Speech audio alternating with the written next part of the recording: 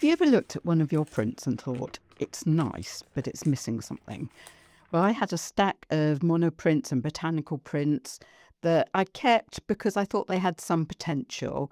And I got them out and I thought, what if I cyanotype them? So I'm going to show you how you can rescue things that haven't turned out very well and get really interesting layered effects. And just a word of warning, I wasn't planning to make lots of these, but it's really addictive. This is just the first batch. I've got lots more, and I think it's going to make another video. I've got so many. I was inspired by Sue Brown on Instagram, I'll link her below, who's a wonderful printmaker, to do cyanotypes, but instead of using blank paper or blank fabric, to use papers that already had some marks on them. Some of them are acrylic ink, some of them are botanical print straight from the leaf, some of them are just abstract paint, some of them are ink, and they all seem to have come out in different ways. So if you want to see the process, keep watching. So what you can see me doing now is painting on the cyanotype solution. Now this is made from two different chemicals that you mix together and then it becomes light sensitive. Well, I say light sensitive. I'm painting it on in subdued light, but as soon as you put it into bright sunlight, it's going to react and turn blue. Now it's quite an easy process to make the solutions. I'll link a video here where I go through it in more detail. And you can see that I'm wearing gloves. It's not poisonous, but because I'm doing a lot of them and handling them a lot, it's a good idea not to let it get on your hands, a bit like if you're using bleach. And when you mix the two together, it becomes this sort of, sometimes it's bright green, sometimes it's murky green. There's so many variables. And you just have to paint it onto, normally I do it onto plain paper or plain fabric, but here you can see I'm doing it over several prints. And I have no idea how these are going to react. Some of these have got acrylic paint and I think that might resist the cyanotype solution. I'm using here, it's on some printing ink. It's water-based, but it is got oil in it. So how will it work on that? Will it look better if I'm painting into a negative space, like you can see me doing here? I thought it was very interesting on the leaf prints that you can see. These are botanical prints where you print straight from the leaf. So I put it through a little press, my die cutter, and the pressure just pushes some of the pigment into the paper. And because of the structure of the leaf, you get the pattern of the leaf on the piece of paper. Now, these are really variable because some of them come out beautifully, some of them are just very pale. But because I'm me, I keep everything because I never know when they might come in handy for layering up or using as collage. So I was very interested in just sort of painting the solution before I've exposed it. It's made the leaves look more interesting because it's sort of collecting in the slight impressions on the piece of paper, and I think maybe it's even reacting with the pigments. And some of these pieces have been done with prints that were oil-based, using oil-based ink, so that might produce another effect. And I have used one or two. You can see some old maps. I've got this lovely stash of vintage maps that a dear friend gave to me, so I'm always using that in imagery and collage. So I thought that might be interesting as a background. And some of them I've got dark ink and paint, some of them I've got very pale. So it's just a big sort of play and experiment to see what's going to work.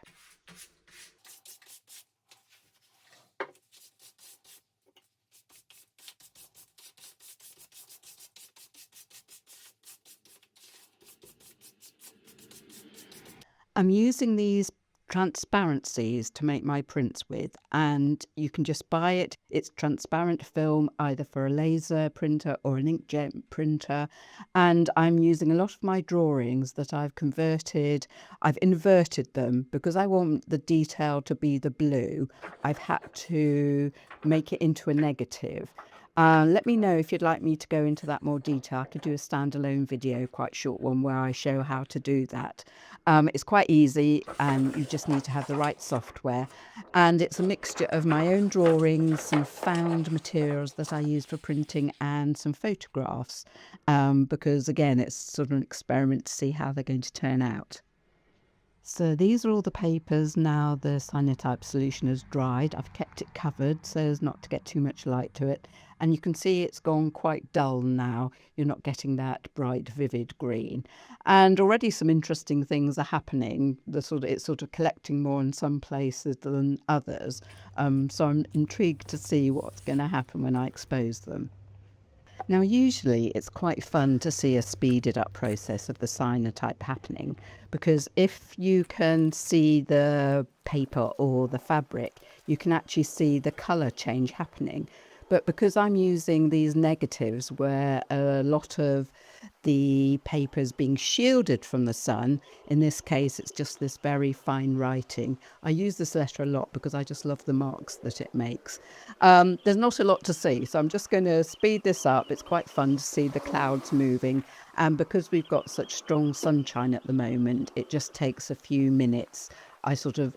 Normally you can tell by colour, but I just know that after a few minutes it's going to be fine. So what I'm going to do once it's finished is take it over and I'll show you me rinsing it, because then you do see some of the magic happening. So I've just got a tray of tap water here and I'm bringing over my prints. Again, I'm wearing gloves just not to get too much solution on me. So you can still see the green here. And what we're trying to do is to rinse out the unexposed parts of the print, because then you get the beautiful contrast with the white and the blue. If we left it on, then the whole of it would look blue and it wouldn't be nearly as striking. And it doesn't take very long. I've learnt sometimes it looks like there's still some green left in the paper, but I've learnt that if you sort of leave it until the very last bit of green is gone, sometimes you lose the blue as well. So I tend to take it out even when there's a bit of a tinge of a green, and I find that as it dries, the rest of it almost sort of magically disappears. I'm sure there's a proper scientific reason why that happens. So I'm just agitating the water a little bit, and then I'm going to take them out and just put them onto a towel to dry. And you're ready. You can see interesting things in that negative shape there. I really like how that's looking. And I just love, as I said before, how much the blue has sort of highlighted the shape of the leaves in this botanical one. So I'm excited to try that again with some of my other not so great leaf prints. Now it's on to the next one. So for this couple of prints, I've used, one of them is a plan of a formal garden that I've used. It's actually Tivoli, where I went last year on holiday. And I like it because you get the very straight lines. And of course, blueprints and architectural plans were what cyanotypes were used for originally. And the other piece is just got some random paint on, and I'm using a transparency that had a photographic image of some branches. Now, I'm not sure how successful these ones were. I think the one with the Tivoli garden on, that was the one. I'll put a close up here of the original so you can see what it looked like. It's not the greatest resolution because I've got to take individual photographs. I just took one big one and had to crop it down, but you get the idea. It was a big area covered with a fern print that I would have done with my jelly plate. And I think it doesn't look very strong against that background. But the bits around the edge, of course, where it was just plain paper, have come out quite carefully. But I'll show you that when it's dry. The other piece, again, where there was quite a lot of paint, you can't see much detail, but where the paint was a bit thinner, or in areas there was just white paper, you can see the details of the branches. And I think, yeah, so sometimes it's funny with the acrylic ink, sometimes you can do the cyanotype over, I think. So in these two examples, what I learned was that doing cyanotype directly over acrylic paint, it tends to resist it and you don't get a very clear outcome. So these two pieces, one of them is the old map I showed you at the beginning.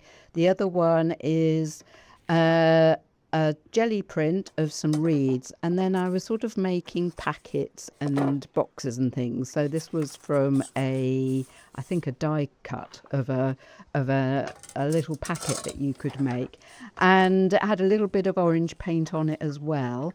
And for the map, I've used my butterfly print from one of my drawings that I've used in lots of different sizes and combinations. And on the other piece, I'm using a couple of the photographs again from my Rhone trip last year, one of this beautiful angel and one of a mosaic floor. And it's quite hard to see now, but I'll show you it when it's dry. And you definitely can see some of the detail around the edge, but where the black paint is, you can't see it. And that's sort of kind of reinforcing my learning that you can't print directly over acrylic.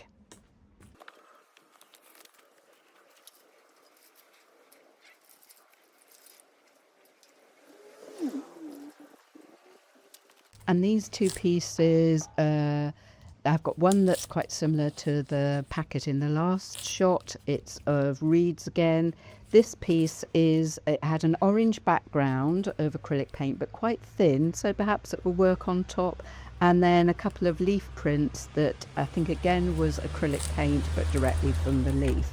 It's a bit, some of these pieces, because I did them a while ago, I'm not quite sure what I used, but I'm just kind of guessing, using a bit of intuition, what I'm likely to have done. So you can see how they're sort of resisting the cyanotype quite a bit. But again, I'll show you at the end. One thing you can see that as the unused cyanotype solution is leaching out, you can see more definition, and it's actually oxidizing with the air, and you can now see more detail, and it will carry on doing that for a few hours and it will get bluer and bluer. I'll show you them at the end.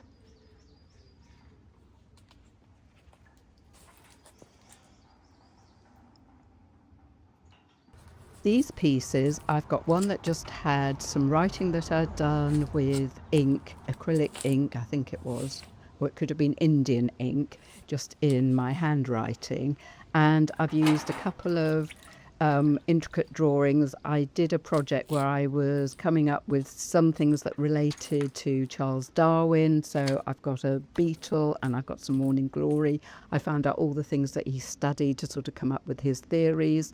The piece with the red is, I've used similar drawings. That's just got some an old part of a jelly print, so more acrylic paint.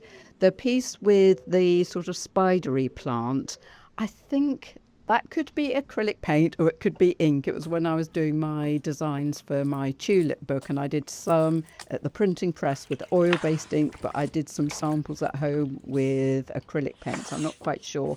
And what I used to actually for the cyanotype with that, it was a bit of a, I didn't think it would work, but I thought it was worth a chance. I have these thermofax prints that I use. They're a bit like silk screen. So they do have a definite shape in them, but they also have mesh surrounding it. And I wasn't sure whether that would shield the sun or whether the sun would go right through it.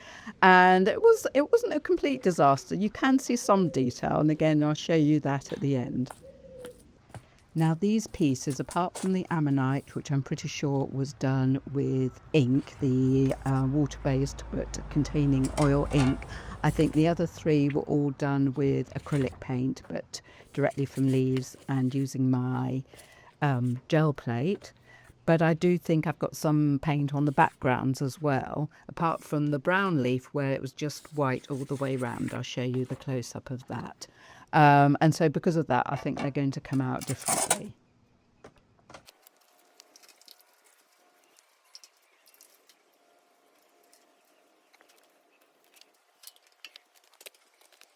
So here they are all laid out on a very old towel that I keep just for the purpose to dry out.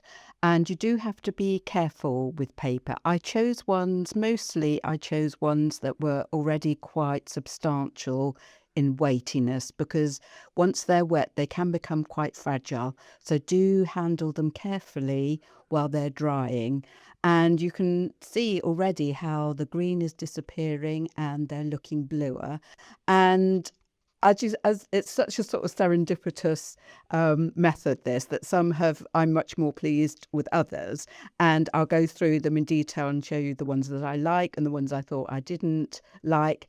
And then in the next video you can see I try more and more different kinds of techniques and different papers, and it's just, yes, I'm officially addicted and I can't stop. So in the order I printed them, I love how this came out, especially how the blue collects in the leaves from the leaf print. I'm definitely going to do some more of these.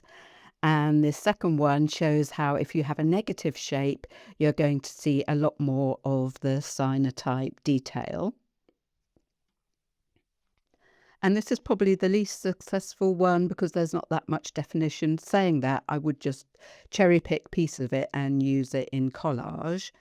And this one shows that even though it was acrylic paint, which has resisted the cyanotype, if it was just a pale wash, you can still get some interesting detail. And this is from the matte print, so obviously there wasn't any paint or ink on the page other than how it had been printed years ago, and that's where you get such a sharp image.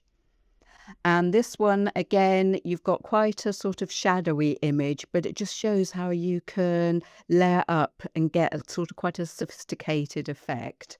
And this, again, this had a sort of pale wash of acrylic paint, so that has worked quite well, but it sort of distorted the colour, so it's not blue, but that can be interesting for what you want. And this one, sort of semi-okay, there's lots of detail around the edge, and this could be used in an interesting collage, I think. And I love this. There was lots of white, so you can see the details of the drawing really carefully, but still see the writing, so that's got potential. And this is one of my favorites because you just see the drawing so clearly, and I think they layer up really successfully. And with some more of my drawings, again, because there was just quite a lot of empty space that just had a thin wash of acrylic, the detail is picked out quite well. This print went over the ink really well, but as you can see, it was the wrong way round. So with transparencies, make sure it's the right way round. And this one, which was using the Thermofax, you can see there is a little bit of detail, but most of it is really dark blue. So I don't think that really works. So I hope you've enjoyed seeing this process, and it might be something you'll have a go at. And it was just really interesting to see how these prints develop. Also, with cyanotypes, they carry on oxidizing for about 24 hours, so they might even look a bit different tomorrow. That's what makes it so exciting, I think. And it's hard to work out which one's my favourite. I do really like the just the very sort of delicate drawings onto a plain background. So that just had a little bit of writing, and now it's got the stag beetle and the morning glory, and I particularly like that. But I think my absolute favourite is the one with the leaf prints on, because it's settled into the lines from the pigment from the leaves. And I've got lots of these leaf prints that weren't brilliant. So, you know, you get a real sort of quite a low strike rate with botanical printing. Some of them turn out beautifully, quite a few are just a bit boring, but now I can turn them into something much more interesting. So please let me know which one your favourite is. I'd love to know, and if it's something you would have a go at. And I hope you'll join me again soon. And in the meantime, I'll put my Cyanotype playlist, and you can refer to that if you want to know how to make the solution and a real step-by-step process. Plus, I also have kits available on my website if you don't want to get involved with painting on the solution. It comes with the paper already done. So I hope to see you soon. And do look out for part 2, where there's some even more exciting experiments happening, because I just can't help myself and I'm now cyanotyping everything.